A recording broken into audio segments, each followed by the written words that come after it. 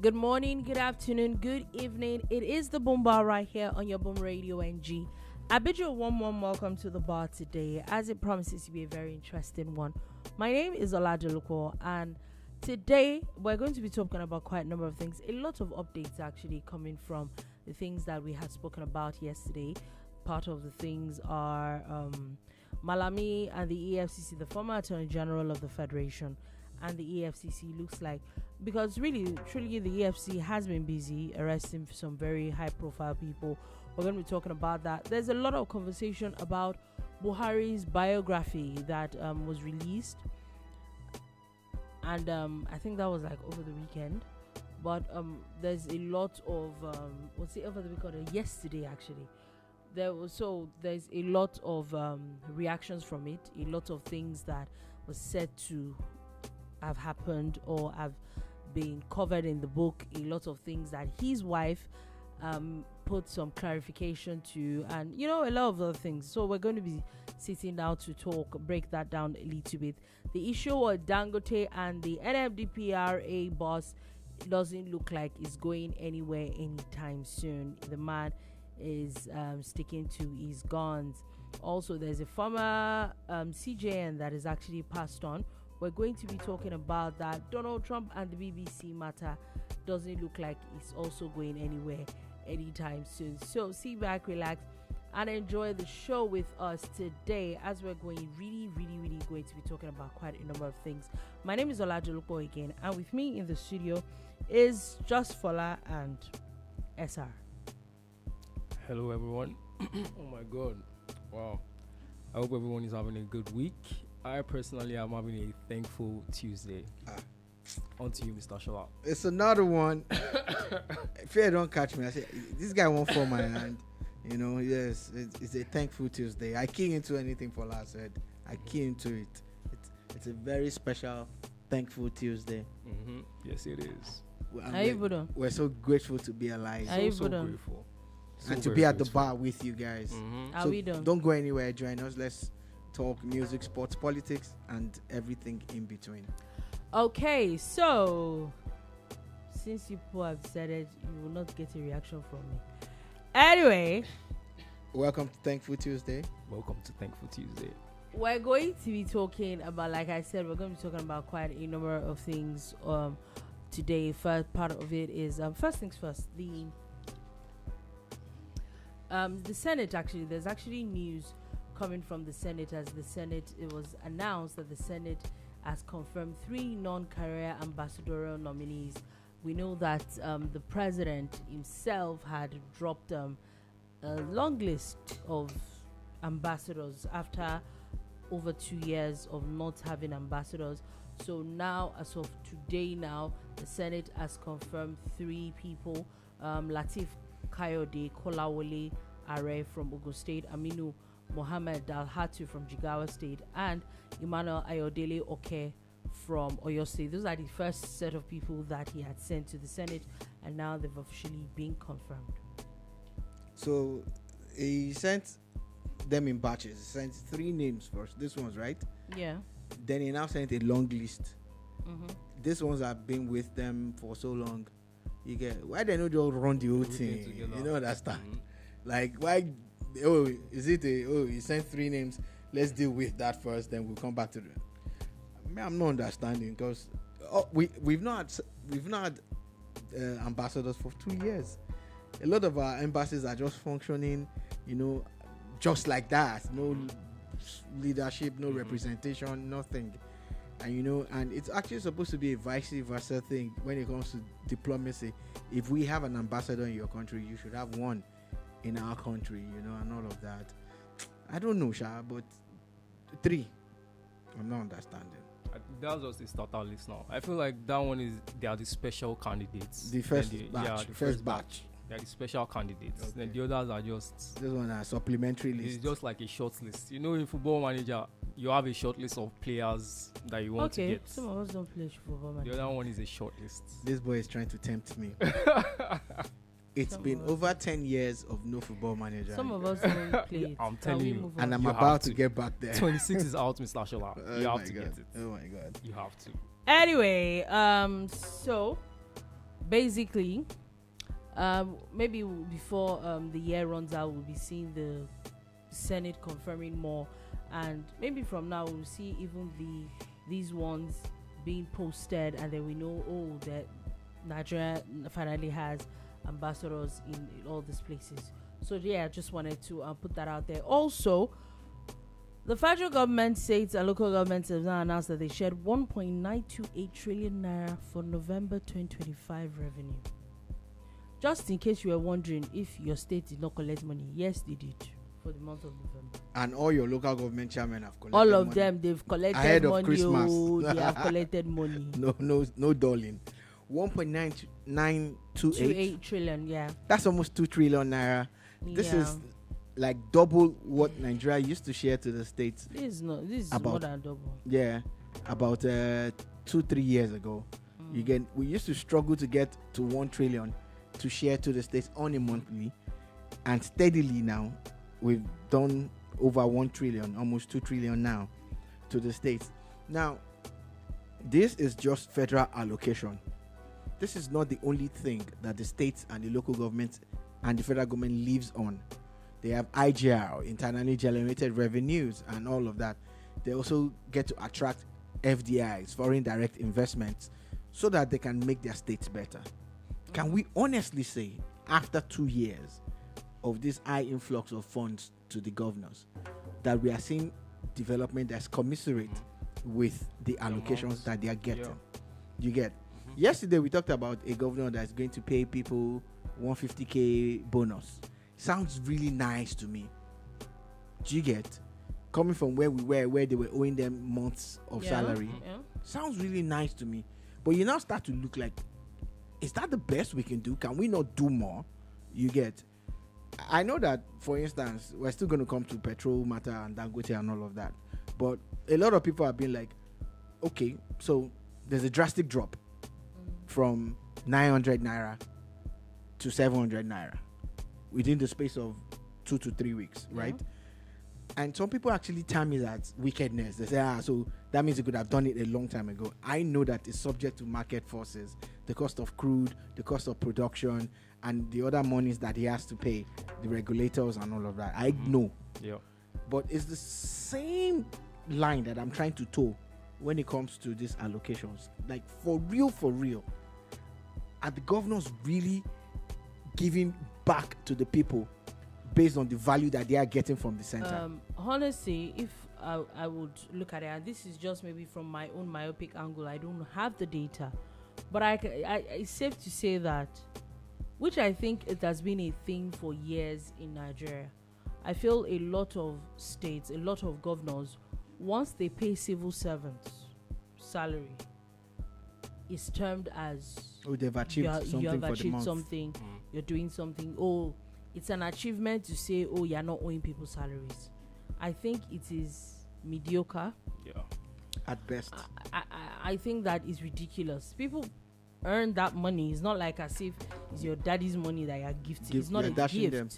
It's not a gift. And even if, yes, minimum wage has increased and people are getting a lot more, number one, you're getting a lot more. So it's not like as if you're doing anything extra to make up for the difference. That's one. Two, another issue that I have with it is that what really is the percentage of people working in a state compared to the civil servants? I would take, for example, 2 states. You had talked about, I think, is it Ebonyi State that said that it was giving the workers 150,000 naira bonus. It sounds nice, but it's just state workers. What happens to everybody else in the state? Yesterday also we talked about Oyo State, that there's a credit system for foodstuff for Oyo State workers, and that's it. It's almost like as if once you deal with maybe civil servants and give them a little bit of respite, you have covered the whole state. I think it is ridiculous. I think that yes, you can. I don't think that you can dash people. You can't just be going about dashing people money. I don't see that as a means of bettering people's lives, because how much you really want to give them, and and all that. But really and truly, when it comes to things like infrastructure and all that, how much of it are we really seeing so much of a difference? I would say that, take for example, Lagos, and this is not even, Lagos can be better, but you will talk about, there's a lot of construction that is ongoing. There are a lot of roads. Yesterday we talked about over 20-something thousand street lights, or 200,000, I'm not sure of the number now. That alone over 20,000 is going to make people's lives better, whether you like it or not. You don't have to be a worker. Take for example, driving on Third Mainland at night, and the amount of the way that place is lit. If you've been in Lagos for years and then you finally get on Third Mainland like a year ago or something, and then you now see it, everybody gets affected by those things. There's so many things. The roads are better. If those things, now people can confidently get on trains and it's cheaper, it's more affordable. People get on BRT, it's more comfortable. And I'm saying that Lagos still has a long way to go. I'm just saying that, using that as an example. I know that Enugu State, I think a few days ago, there were announcements of rolling out BRT buses. Those are the things that are supposed to make everybody's life better. But if we just put it as to, the governor is not owing salaries, what's the percentage of the people that he's even paying salaries compared to people in the states? I think the problem with that is that most Nigerians are used to living in a mediocre world. So when officials do what they are supposed to do, the barest minimum, people see it as, oh wow, it's doing something. Something. When in other countries they even go further. Have you seen Japan? Japan is one of the best countries to live in on this planet. So it's like there are other ways to make the citizens or the normal man have like better lives. I'm glad we're having this discussion and we're looking at it from this perspective. And since Dolupo had touched more on infrastructural development, I want to touch on the quality of life. Something you hinted now. I want to expand it. What do people need? What do people need, really? I can break it down. It's very simple. We need regular power supply. With regular or steady power supply, you can be productive. Yeah. Do you understand? Yeah. Now, believe it or not, people need the internet. That is the world we live in today. Now, with adequate and strong internet, you can do more business and you can be more productive. Now, with good internet, now half of Lagos workforce or Abuja they will not even enter the road. Because there are a lot of things that you would do. Look at what we did today with the delivery thing. It could have been all of us driving down, but we got a cab hailing service to do it. Do you get? So, and we needed technology to do that. So what do we need? We need good internet. We need power. You get? We need food. Cheaper food. More affordable, cheaper, like you said. In your words. But what makes food expensive is not just the planting, it's the insecurity around the farms. That's one. Two, if you tackle insecurity, you must also tackle the middleman. In the agricultural value chain, the middleman is useful and also wicked and useless at times. Because if his sole aim was to get the farmer to the market with ease and takes a fraction of it, it's fine. But some of them buy and hoard. Some of them divert. A lot of things are going on that are messing things up for us. You get? So, having said all of these things, how do we make food affordable? How do we make food affordable? We look at transportation. And the reason why a lot of people are mad at this government is that it was this government, Tinubu's government, that removed subsidy. Do you get? With the benefit of hindsight, I put my name on the line and say, yes, it was the right thing to do. I hated it then. I was angry because basically took away a lot of my income and my savings. Do you get? But we have adjusted and we're seeing that now there's more allocation. Is this allocation that's brought us back to this discussion? It's the allocation. So now that the subsidy that we were getting from buying fuel, It was nice when I could buy fuel at 140 naira. 195. Oh yeah. Do you get? Oh yeah. Amazing. I don't want to go back to the days when we were buying fuel at 10 naira, 15 naira, 35 naira. Do you understand? It was beautiful when we could buy fuel at even 195 that Dolupo pointed to. Yeah. Do you get? Yeah. And we went from that to 700 and something, 800, 900, then to 1,400 at some point. Do you get? 1,500 at the pump. But I'm saying that, so you removed that subsidy because of all the bad things that were happening. Now, can we get the impact of the subsidy? And what you have done is, okay, we're paying off our debts. They're servicing a lot of debts, but the governors are getting more allocations. The local governments are now getting their money. They were not getting it before. Many governors were sitting on their monies in almost all the states, if not all. Now, it is time, really and truly, to put our focus on the local governments and the state governments. Oga, you got 500 million last month. What did you do? Yeah. So this is one of the things that they need to do. If they are really sure that they are serving the people, they need to have websites where these transactions are shown. This is our IGR. This is our federal allocation. And this is the output. Until we have that transparency, nobody will believe any government. Do you understand? Yeah. When Buhari was building the second Niger bridge, people said it's a lie. You know why? Because the plan had been in place since the 60s. But you also can't blame people. Since I was born, I've been hearing that they say they want to build. It was a campaign second Niger slogan. Bridge. Everybody that was campaigning would say, I will build second Niger bridge. I will build second Niger bridge. Same way they said they were going to rebuild Lagos Ibadan. Guess what? It was shocking that, they're finally building it. The last election, nobody talked about it. You know why? Because Buhari finally built it. It has passed. But before it got to that point, even the people who were living in the eastern part of Nigeria said it's not real. That is a lie. Yeah. So they had to get Julius Berger to install a camera, and they built a website that you could actually go and observe real time what was happening there. Wow. You know, in building a bridge, it takes almost years for you to even put the pillars in place. Yeah. So people didn't believe that anything was going on. But the bridge is there now. It's even been vandalized at times. Do you understand? But what I'm trying to say in essence is that people have been so lied to that they doubt everything that government says they've done, even when it's there. So it's time, really and truly, to take these things very serious. Anyway, we definitely will see. And like one thing that I think that I want to take away from all this, and people should maybe our own way of solution is ask questions. It's time to actually now ask questions.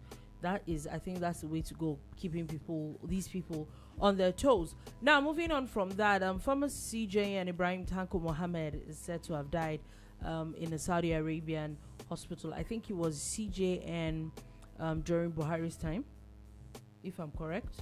Yes, he was. That smallish looking man. Yeah, so the man is dead now. His old base. So rest in peace. Amen. Now, talking about dead I'm just going to say something about it before you move. One day, when it's time for us to go, or our elderly people, it will be in Nigeria, in a well-organized and structured hospital. Yeah. Do you understand? Even that our immediate past president did not die in Nigeria. Yeah, he did. He died in London. Anyway, talking about immediate past president, former president Muhammadu Buhari. You say late former because former late. Anyway, he's late and he's former. Late and former. I think it's late former. Late former should be the order of. That's so much English. Anyway. So the book, there was a biography that was written. Recently deceased. Recently excommunicated. No. Excommunication is not dead. Why are you like that? Recently transitioned. Transitioned to eternal glory. Transitioned. Recently, unalived. The world has started catching on to one thing, that Nigerians can use grammar. The world is catching on to it. You know, when a Nigerian writes, they'll say it's ChatGPT. They don't know that it's the way Nigerians write. Are you kidding? You go to school, you are literally taught.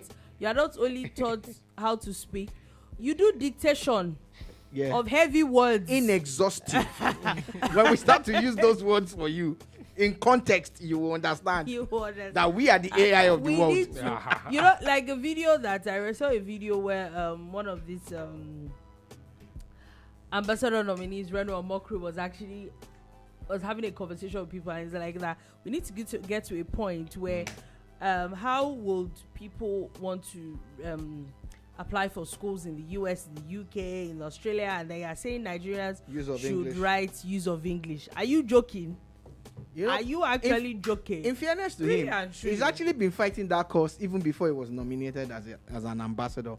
And he's actually had meetings with some schools abroad. It makes a lot of sense. We speak English now. Do you understand? There are people in those countries. Don't even know the kind of English that if I speak the English that do you know how to speak my kind of English? What do you mean? We should just bring Obayoana for them. What's that? Obayigbena, yeah. Where's that man? No, it's not Obayigbena. No, that's not Obayigbena. Obayigbena is the newspaper man. Isha or Oba something. Yeah, something. Isha. That man that speaks. Bombast. It's called bombast. That was. Let's be honest. That's what the English is called. It's bombast. You know, the incongruent, systematic. Do you don't know that man? The incongruent, systematic proliferation of the analysis. What's his name? All he's trying to say is that that man speaks too much. Let us move to the next story. I realized that the man's English was. I can't remember. But it's actually correct.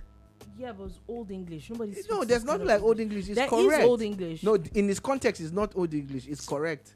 Okay. It's bombast. There are times when I do it, I deliberately write it and put those words together. Anyway, let's go back to former president, the late former president, because that's how we go to this conversation. I'm not going back to a late person. No. I will go back to his story. So, a book that was that was launched yesterday by that was written by Dr. Charles Omole. It's supposed to be a biography of Muhammadu Buhari, and I think it was from soldier to statesman. I think that's what the book is about. That's the title of the book, and it said that this book is about everything. From his young life to when he became head of state, up until when he became president, and questions that people have when he was president. According to Dr. Charles Omole, the man that wrote the book, of course, with the heavy support of General Buhari's wife and family, he said, if you are looking to find out the nature of his illness, that time that he was president in his first tenure, that he went away, that it's in the book. If you want to find out the cabal that tried to take over government, it's in the book. How long is this book? Maybe it's actually time to actually I'm buying look that for book. Let's look for that book. I don't care. I'm buying it. And maybe even have like a conversation about it. Never, ever have I ever wanted to buy a book. It'll be a really nice book, because the truth is, President Muhammadu Buhari's administration was plagued with a lot of questions. A lot of people have a lot of questions about it. One of it is when his wife talked and said that he got to a point that her own husband believed rumors that she wanted to kill him. Yes, and that in the Nassau Rock, when he was ill, the time he was ill for so long, that he wasn't even poisoned, that they literally lied to him that she wanted to poison him, and then they changed his diet and his routine, which messed him up basically. Wow. She talked about it. She talked about how his perception of being a former head of state was one of the reasons why even people that did not perform to par as ministers and put in his cabinet, he did not let them go, so that it doesn't look like as if he. I kept on saying that thing. But you know why that kind of thing. Why I will fault it is because a part of me also feels that yes, that when you look at some things with Buhari, when it comes to things like the administration, when it comes to things like infrastructure, take for example, there were things that we've always just heard about, that it was obvious that Buhari made sure that these things, a whole presidential spokesman came once, the man is late now, and said that Nigeria cannot afford to buy trains. We cannot afford to have trains. Yes, the interview is there. It's online. It's online. He said that Doyo Kokwe, he's late now. Dolupo's former business partner. Excuse you. Somebody said it. Man said it, but you know, it was in Buhari's administration that he broke that jinx.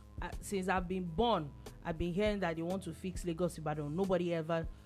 The man finally decided I was going to do it. Like you said, the second Niger bridge. Those are things that you cannot say the man was all that bad. But the honest truth is, I think that with him not wanting to sack people, a lot of people saw it and exploited it.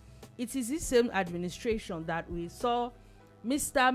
Emefiele do the alleged atrocities that he committed. And they there's said so in the many book, of his we will learn more about it. There's so many of his ministers that are under scrutiny now. There's the former Attorney General of Federation Malami. There's so much conversation about the Abacha loot that was returned, which we know that it was looted from Nigeria, was returned to Nigeria, then relooted. and then relooted, was allegedly relooted again by the Minister of Justice. In part, or not the entire loot. Okay, I hear you. Allegedly. Do you understand? Like, there's so many of his ministers that are under scrutiny now, and a lot of things that happened. And you now wonder, like, why would the president allow this kind of thing? So, so I think that... So, still on this matter, still talking about this old book that has been written about Buhari, the writer also talked about how President Buhari stopped talking in his office when he wants to talk to his family.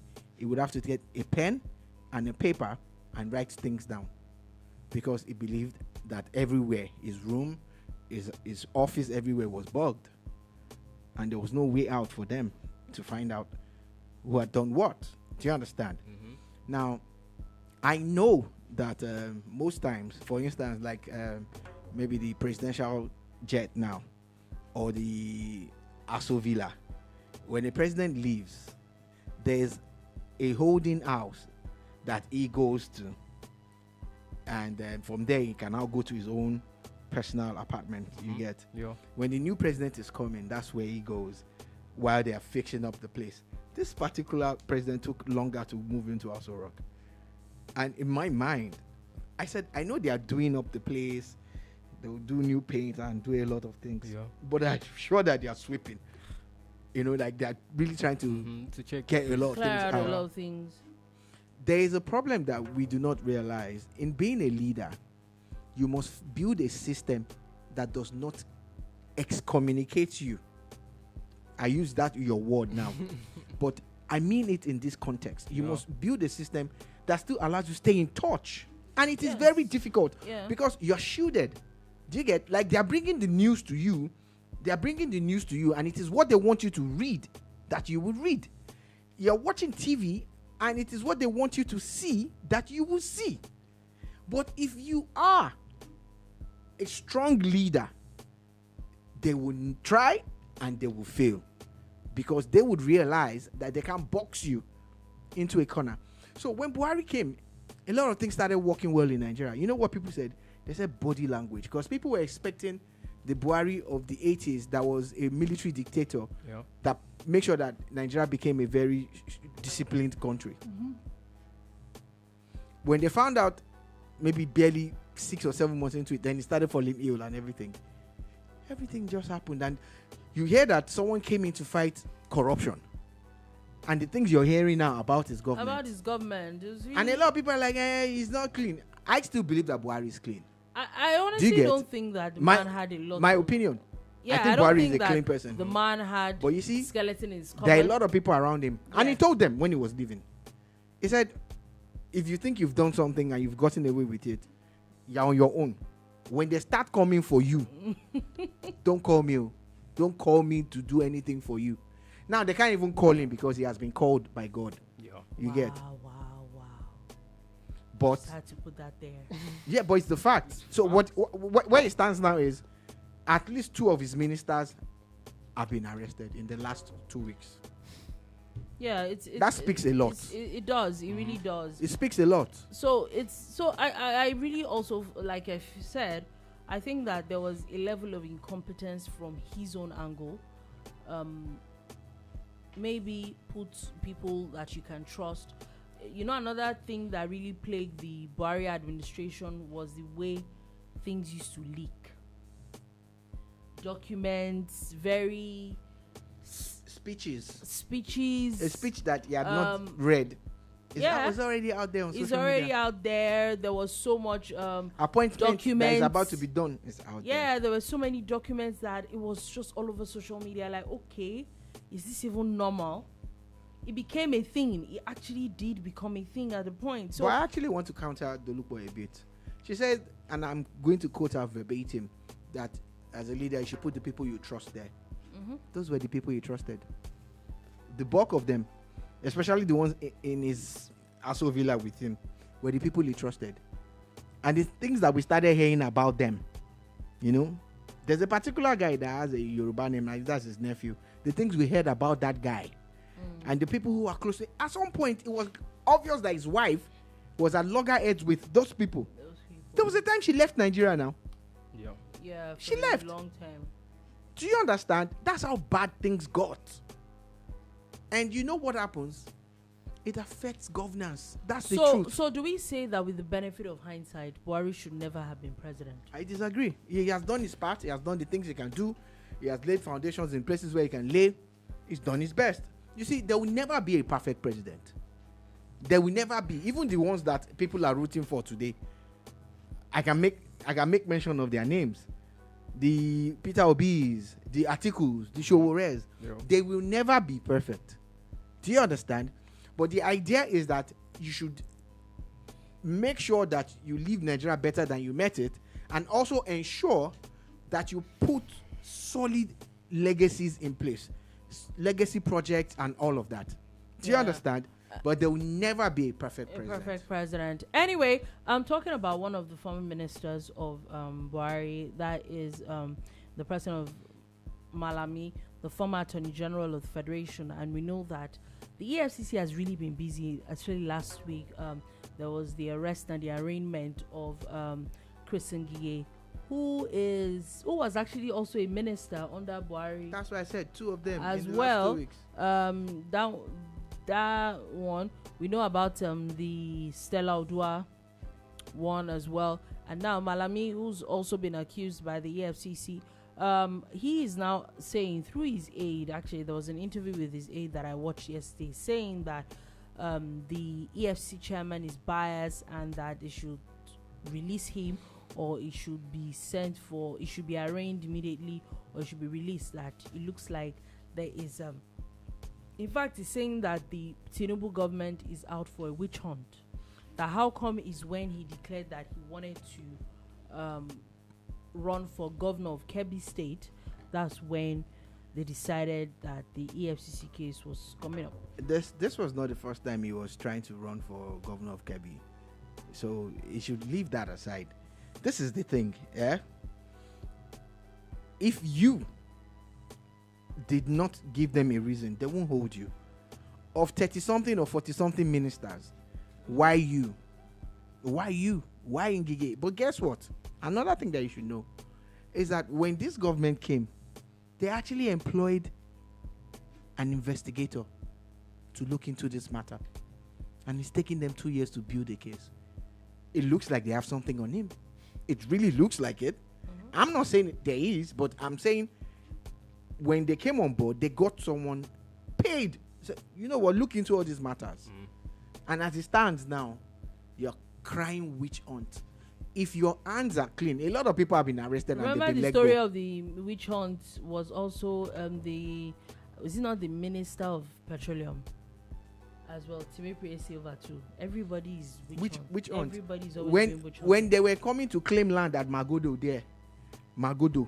and the governor of Lagos State ran there to help his citizens. A uniformed man told the governor that he's not taking orders from him. And who was it that he was taking orders from? The same man now. This is Malami. Yeah. What is witch hunt? Do you understand? Did you or did you not dip your hands into the coffers? Because I'm telling you, you should be speaking boldly. Stop saying witch hunt. Tell them, charge me to court and prove your case. Anyway, we definitely will follow all these matters, but talking about allegations left and right, Mr. Dangote has decided that he's not going to let go of the throat of the CEO of the NMDPRA. According to a statement that has now gone viral now, there's actually a whole, what's the word now? There's a whole document where it was signed Aliko Dangote, talking about the names, the allegations he made the day before against the NMDPRA CEO, Farouk Ahmed, and talking about how some will call a civil servant or at least an appointee can afford schools, secondary schools, the names of the children and the schools they went to and the number of years and the air tickets and the school fees and the living expenses of each child. How did you know all this?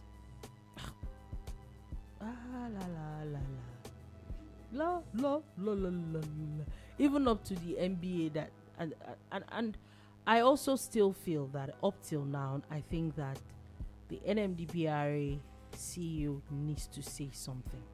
I think if it were the case where he was not guilty of all these things, he would have come out and said something. Do you understand? Because these things are damning. These things are, it's basically defamation of character if these things are not true. And that, like, huge allegations against you. In fact, even the presidency needs to say something about this. Maybe it's time that it needs to tell this man to step down, because it's not looking good. I did a search. I said, how much is the school fees at Montreux, which is one of the schools that is listed there that his son Faisal Farouk went to. And oh, you checked it too? Yeah. There's tuition and boarding term fee. That's a 32,025 CHF. There's annual fee 96. Okay, sure. They are expensive schools. So again, now the other thing is nice to confirm if it's true that his children went to these schools and that if he was the one paying their school fees or not. There are still gray areas to Aliko's allegations. I know people will say that I am reaching or I'm fishing, but the truth is that it has to be airtight for this to stand. I know these are allegations, but it has to be airtight. Now, the thing about it is that what I've heard is that it looks like this man was actually going to be replaced sometime in January anyway. You get, so now within now and January, he would have time to answer to Aliko Dangote. But I agree with you guys too that it's been over 24 hours. Yes, no, they can't have leveled this amount of and not just him, the brand, the NMDPRA as a brand, government owned or not. It's just like someone smearing CBN, because that's what it is. They're the regulators in that industry. Someone says, oh, CBN did this and did that, and CBN will keep quiet for this long. What that does is that it affects investor confidence. In Nigeria, people are like, oh, Mo, isn't that the place that they said we should invest? Look at what the regulator is doing. I don't want to be a part of it. So it's high time this government also spoke, because this is one of your appointees. At least it's a government appointee. Yes, exactly. Abi? That's it. So I'm not saying that these allegations are true. I'm just saying that it's high time somebody needs to say something. A response. Yes. An official, because now, it's been brought into the public space. Exactly. I know it could have been handled without it coming to the public space. And it's obvious that Alhaji Aliko Dangote knows what he's doing. Oh, yeah. And I really hope and pray that for his own sake, that every single allegation he has made here is true. Anyway, we'll definitely follow this matter, because it's obvious that this matter is not going anywhere anytime soon. Also, kudos to the police. It was announced that they defused a bomb under network mast in Borno State. Yep. Shout out to the Nigerian police. Yeah, shout out to them. Nigeria police has also now announced that they're going to be resuming tinted glass permit enforcement. No shout out to the Nigerian police. In January. A lot of people have had a lot of things to say about it. But looks like there's doing that in January. No, and I hope you're not glossing over it. I would like to say something please go about ahead. it. I think it's extremely wrong that, there's still a matter in court. The police is claiming that the court did not say that they should not go ahead with it. But I have a question for the police, and I'm going to say it again. Now, they are saying that because of insecurity, that a lot of people are using tinted vehicles to wreak havoc. And I'm still going to ask this question. Two things, and it's tied into one. You're saying that if I have a tint permit, I can drive a tinted car. That means I am not a threat anymore. Abi? What stops a criminal from getting a tint permit to drive freely? I'm asking you, because Shebi, all he needs is to pay, and you give him the tint permit, then he starts to drive. Then police stop him, he shows them tint permit, and they wave him on. What stops a criminal from getting that? After all, criminals get passports to travel and they get driver's license to drive on the road. Does that stop them from being criminals? That's one. Two. How is it that it is sounding more like an income generating venture than a security based thing? Maybe. Because if it's just about permits, okay, why are you asking people to pay thousands of naira for it? It should be free. It's security, Abi. Or if you want to charge the barest minimum cost of production. Yeah. So that we know that it's not about IGR, it's not about police increasing their income, because these things just sound like business to me. I don't see how having a permit stops criminals. A piece of paper, no, they stop them. It doesn't. So again, tint permit to me sounds like a scam, and I really feel strongly about it. And I'm saying it again, that the police should explain to us how they think in their own mind that if someone has a permit, is no longer a criminal. Think about it now. Think deeply about it. And how does that look? It doesn't stop anything, because with or without a tint permit, you should still stop me anyway. Yeah, you should stop my car. Anyway, if it's tinted, though. I didn't say you should be don't know stopping if me. the matter is. Stop it now. Don't worry about it. Anyway, we don't know what's going to happen with that. The NBA, a lot of people still have a lot of reservations against that matter. But just wanted to put it out there. Elon Musk has now officially become the first person to surpass $600 billion net worth. Of $600 billion what? Dollars. American dollars. Dollars plenty now. There's Nigerian dollars. There's Canadian dollars. There's Zimbabwean dollars. Can we talk about the fact that it's it gets to a point, at some kind of money, is it even healthy anymore? For one person to be having this amount of money it's insane. It's insane. Look, how much is that in naira? Don't bother. You want to blow your phone? Don't do that. Don't do that for yourself. I'm going to check. $600 billion. You don't have a name for what you are trying to calculate. Exactly. No, I'm going to check it. Okay. You don't have a name for it. Maybe the internet has come. Okay, please go ahead. After trillion, what do you have? There's gazillion. There's gazillion. Yeah, there is gazillion actually. Am I arguing with you? I said, okay, I don't hear. What I'm just saying is that your camera will blow, your laptop will blow. Now, Mr. Musk, congratulations on your newly accumulated wealth. Pack of stress. You know, a wise man once said, more money, more problem. I totally believe you have so much. No, you don't with that kind of money. You really don't have to do anything again. Just sleeping and waking up. You know, that's not possible. And the problem is, it's not going to be sleeping and waking That's up. why he wants to go to Mars. You don't understand? Like, there's so much money you have. What else is left? What else? You have so much. You see, really? Right now, what are our own calculations? Oh, make I buy land for banana. Make I build one white mansion with hanging pool. The man wants to fly to another world entirely because his money is out of this world. It is out of this world. It is definitely out of this world. But how much money does a man really need at the end of the day? No, me, I don't even need Elon Musk money. I just need maybe like Dangote kind of money. There's a guy in Canada.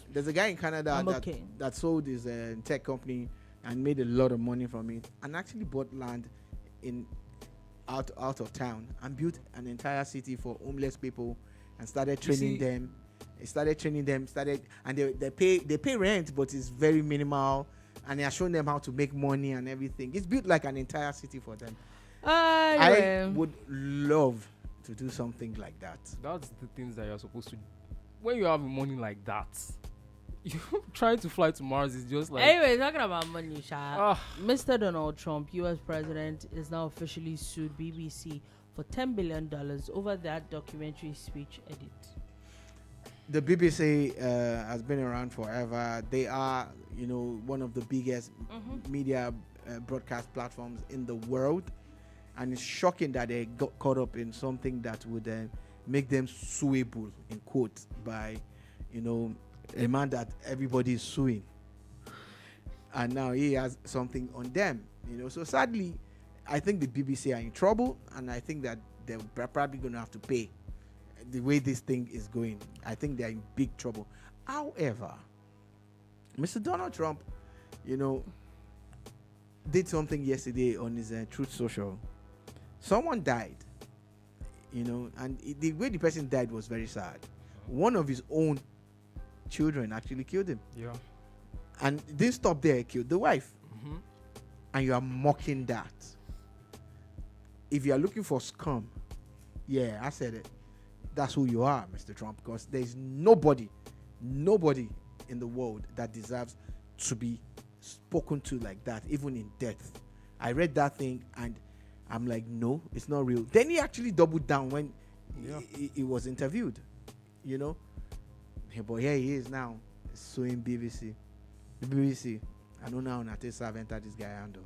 What was the quote? I'm trying to find the specific. The BBC? Yeah, the specific quote. I think there was some AI alteration or something to a voice or something. Sure you get.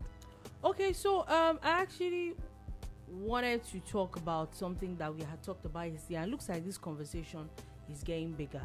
And it's about DR Congo and their disqualification. So apparently now the conversation now is that there are about 9 players that did not complete their change of nationalities properly. Basically, they were not eligible to play for DR Congo as that's when they played. Mm-hmm. Yeah, I've always known this. We've talked about it a couple of days ago. But I am just so... I don't know. I just feel very funny about it. Like, yeah, it actually does feel funny. We thought that they should remove 3 points from South Africa. Of course, they did something wrong anyway. Now here we are again. We're parrying for them to remove Congo DR. Yeah, it looks like the NFF has officially submitted a formal petition to FIFA. So, but what I'm saying is that we are going there not to petition anybody. You get? Let's even say they remove Congo DR now and put Nigeria, and you now win that 1 game, or you are forced to play 2. You get? Based on our ranking, I think we will play 1. I think so. But if we play 2 games and we win and go to the World Cup, are we going to be petitioning every other game? To be honest, we're not good enough as a team. Now, don't get me wrong, we have talent. And I like the new coach, Eric Shell. I like what he's trying to do. But can we go fight the World Cup? Nigeria is not supposed to be in this position. We're not going anywhere. We're not supposed to be in this position. If we let's even say we go to the World Cup. So everything now is petition now. The way this thing it happened in South Africa now. I'm going to petition for Dolupo's chair. Anybody can petition to get anything now, as long as you're a Nigerian. Anyway, Sha, the truth is, if it works, the only I would really be happy for the players that he finally gets to go to World Cup. I will be happy for a lot of my colleagues who are journalists also who want to cover the World Cup and everything. I'll be happy for the Nigerian brands that have budgets for those kind of things. But at the back of my mind, as Nigerian football really, has it really improved? Oh God! Anyway, we'll see what happens in AFCON. Yeah, we'll see. Last update from AFCON: there are already 22 players in camp. They're supposed to play a friendly against Egypt today. I don't think anything good is coming out from that, and it's not even just from Nigerian side, even the Egyptian side. There are players, and it's not even just Nigeria and Egypt. There are players that in the Premier League that still played as of last night. Mm-hmm. Yep. And I don't think that FIFA did AFCON a service. I think it did a huge disservice. It's quid pro quo. Yes, maybe the players should have resumed to camp early, but if they go all the way, they're going to be away for over a month. AFCON is one of the longest football tournaments out there. You get? It just drags and drags and drags. You get? And now it's even bigger. There are more teams playing now. Do you get? So, it's give and take, more or less. At least you know that your players played safely and they played a high, impact game that has kept them on top of their toes. Yeah. Look at Ahmad and Mbomo and Semenyo. Sorry, they are not playing AFCON. Yeah. Wow. Yeah. Semenyo is not going to AFCON. Where is Semenyo from? Ghana, right? Ghana. Oh, really? His name sounds like all those Benin and Togo. Really? He's not playing AFCON? I don't think Semenyo is going to AFCON. I think that's why most clubs want to buy him in January. I don't understand. He's not going to AFCON. Why? What do... If now only he go play the country, we go AFCON. Okay, Ghana is not going to AFCON. But they are going to World Cup, Charlie. So which one would they rather go to? On World Cup, anytime, any day. Sorry, Okaf, I'm sorry. But should we be honest? Isn't it a bigger chance of winning AFCON than winning World Cup? He said, which one would they rather go to? As a player, you would want to go to the World Cup. Don't want to. See how bad things are. We're picking. We go to both. Anyway, Sha. Oh, that's true. That's amazing. No, I'm sorry. That is from Ghana. I'm sure his club will be happy. You think I was not even sure. I was sure. I was just playing. His club will actually be happy that he's not going anyway. If you dig deep, there will be a Semenyo in Togo. The name is like they have that cross border thing. Exactly. Anyway, Sha, there are two players in the Super Eagles camp. Well, the game is this evening for people that want to watch it. Shout out to the people. Anyway, a French court has now ordered PSG to officially pay Kylian Mbappe £52.6 million in unpaid salary and bonuses. He kept on saying that he knew he was going to, get judgment and everything. It's funny how, Mbappe left his club to go to PSG. And he really did well with them. And I'm wondering how they got to the dispute where they're owing him. I thought that only happened in Africa. But I thought they have so much money. Exactly. PSG has money. Anyway, Sha, today again is FIFA Best. Today, they've already dropped a few of their winners. I'm guessing, is that what they do? I thought these winners are supposed to be announced at the event. Since they award plenty now, they decided to, it's like Grammy, Grammy will, announce some and they will present some. Do you understand? Anyway, Sha, this is the Grammy of Football Awards. Would I say fortunately, Donnarumma is officially being crowned why would you say unfortunately? No, I said look, he deserved it solely based on that run in the Champions League. That guy was phenomenal. Yeah, he definitely was. The only other person they could have given was Onana, but he won't collect it. Onana. He will feel like, I don't want award this year. I see what you're doing. Oh, yeah. Santiago Montiel has also won the Puskas Award. What a I'm goal. Just watching that goal now. What a goal. Fantastic goal. Yeah. I don't even know what club this is. It doesn't even look like your usual club. I would look for it actually. Independiente. Yeah, I think it's a Brazilian league, but it's a fantastic goal that you cannot take away from it. Anyway, so that is what we're going to be. Before we leave, a few things. Saudi Arabia has officially set a new death penalty record for executing 340 people in 2025 alone. All I just want to say is, nobody say you should not go to Saudi Arabia.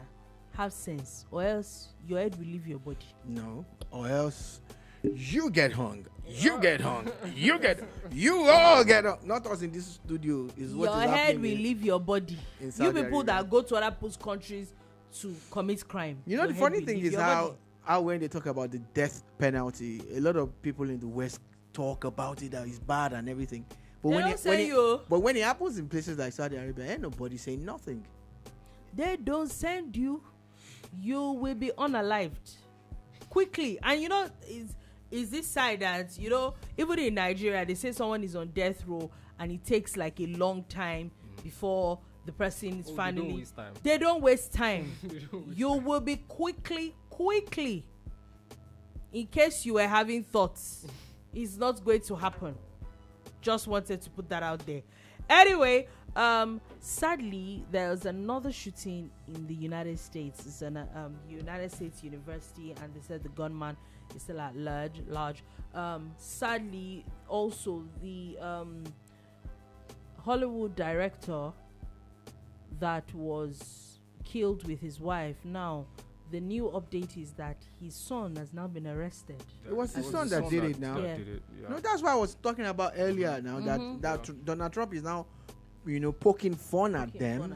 Yeah. It was his son that did it now, and that's why I was saying that he has other children, and they will get to read those kind of things from their president, so-called.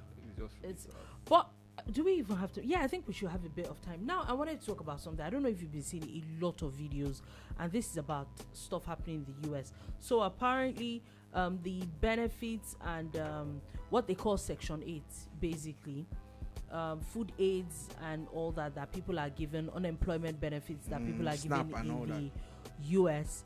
Now, Donald Trump has finally signed another law and says that if you are not disabled, and if you have children that are school age limit, you cannot be unemployed. So basically, those benefits of people are being cut off now. They're losing their housing, they're losing their food stamps, they're losing so many, and a lot of people are complaining. They're saying that the least you can do is, for you to even keep some of these benefits, you have to do between 15 to 20 hours of work in a week, and a lot of Americans are spiraling. Well, the thing about it is that when it comes to politics, you pick and choose, and of course Americans voted massively for Trump, and it looks like he's not keeping to his promises. It's turning out to be, of course, every typical politician that has promises that they can't keep up to. Now, that's why one of the reasons why the government was basically, shut down a couple of weeks ago until they came to the table again and agreed. And now Obamacare will be repealed, but it's most likely not going to be replaced. And people will, disparately you're talking about now, has to do with people getting these benefits. Yeah. You're not even talking about the health care insurance wala that is brewing and they're about to, get into, which is going to bring up the cost of health care in America. So if you look at all of these things, at the end of the day, there are consequences when you vote for these people. Now, the funny thing is that in America, they have midterm elections, and it doesn't look like he's thinking about it. Now, in Miami, for instance, there was an election last week, and for the first time in almost 30 years, the Democrats won the mayoral seat in Miami. That place has been red for decades. It flipped blue last week. Some of the elections that happened last month flipped blue in places that were red. The Mandami guy, remember that Trump did not support him to become mayor? Yeah. And look at what happened. He won. So all of these policies that he's coming up with, there will be consequences. And what I see is that I see the Republicans losing a lot of their seats and giving the Democrats a majority. What that also means, in essence, is that Trump might be setting himself up. Yeah, but really and truly, if we look at that situation in itself, how fair is it on taxpayers if they literally have to pay for people? Some people are getting as much as $4,000 in benefits. I saw a video of a lady that was complaining, said she's been on benefits for 13 years. I saw another video where a woman was scolding her son. Her son was about to go get a job, and she says, "Oh, if you go and get a job, I'm going to lose my benefits." And he's like, he wants to get a job, he wants to go to school, and I know that you don't have to do all that. The government will give you benefits. And the boy was like, am I supposed to be living hand to mouth like this for the rest of my life? Like, people have lived like that for years. It's actually not fair. So again, the thing about that, and I like that you brought that up, that makes a lot of sense, right? Like, you're not supposed to be dependent on government, but government in itself has structured things for people to be dependent on them. So maybe you think him giving them this kick in the behind would help, you get, but there's also a middle ground and a soft landing in everything. Like, there's a way you win people. This is not how it's done, you get. So again, I get that point, but I'm worried because that's the way America has been for like ever. For decades. It's been, about, and the reasons why they came up with those things was to make life easy for people who are going through. Yeah, it was hard supposed to be times. like a short time period thing But before you. You know how the human It should factor be a transition, sets not. in. Some things are meant to be palliatives. You're supposed to be like, okay, you lost your job, so for this period until you get another job, the government will help you along the way. But it becomes the norm. Yeah. It becomes the norm. You get. So again, it's about tweaking your system from the bottom up, so that people are actually really and truly empowered, to also now contribute their own quota to the development of America or in any other country that they have this. Anyway, on that note, that is all we have to take today on The Bar. Thank you for listening. Thank you so much for watching. We'll be back again tomorrow at 3 p.m. West African time to give you another wonderful edition of The Boom Bar. Do have a beautiful, beautiful day ahead. Peace.